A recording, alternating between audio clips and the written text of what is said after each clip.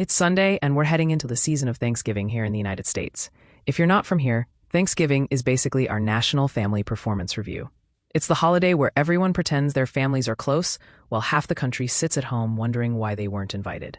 So today, we're talking about the ones their families quietly erased because their pain gets loudest, right before holidays like this. This is a Sunday story, and Sundays are emotional pressure cookers. Sundays are already built on expectation, rest, closeness, connection, and when a major family holiday is coming up, the loneliness doesn't wait until Thursday. It starts today.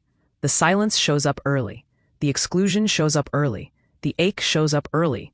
The ones who got left off the group chats feel it before the turkey is even thawed. And for anyone outside the US, Thanksgiving is supposed to be a big family meal. Turkey, stuffing, mashed potatoes, a table full of people celebrating gratitude and belonging. But in reality, it's the annual test of who gets chosen and who gets conveniently forgotten. It's emotional musical chairs, and too many people end up without a seat.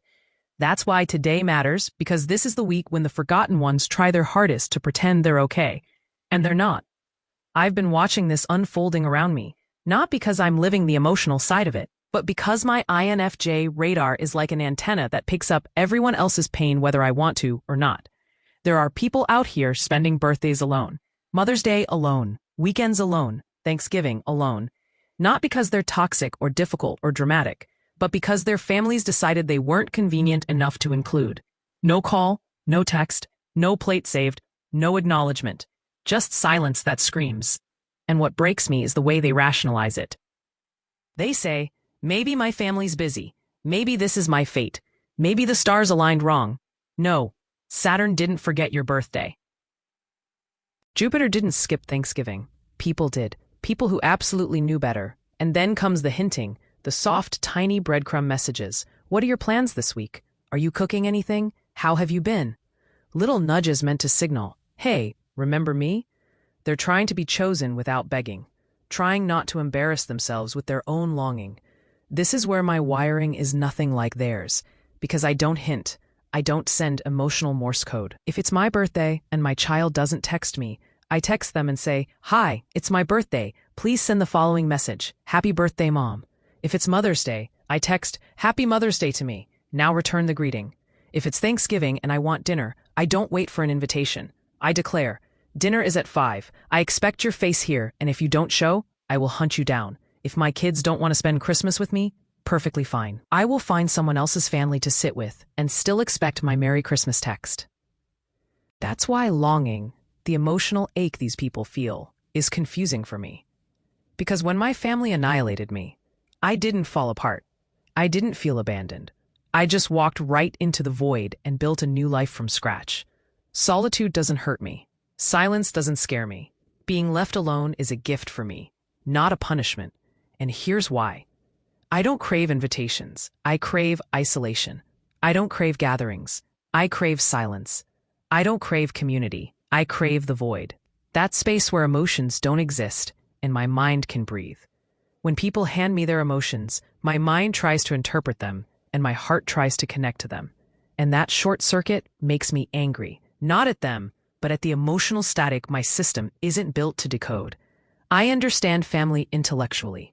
I understand community spiritually. I even believe in the importance of connection. Scripture says a threefold cord is not easily broken. Humans need each other, but I'm not built that way. As an INFJ, the closest biblical match is Jesus, surrounded by crowds, absorbing pain, teaching, guiding, and then withdrawing alone to decompress, to drain away the emotional residue. That's me.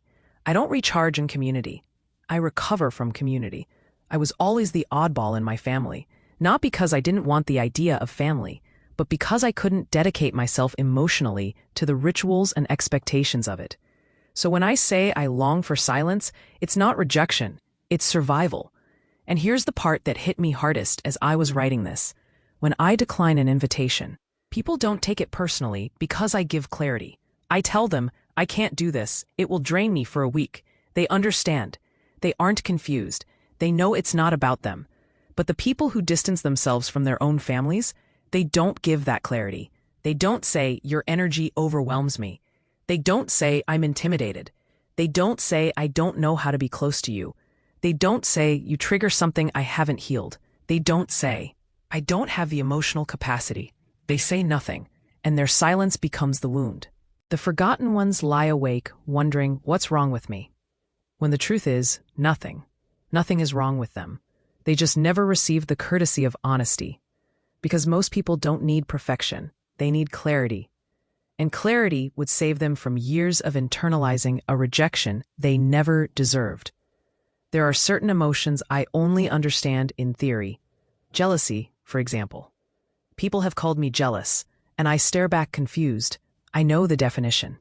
But I've never felt it. It doesn't exist in my emotional library. That's how I feel about longing for family, too. I don't feel it, but I witness it. I feel its weight on other people, even if I don't feel the craving myself.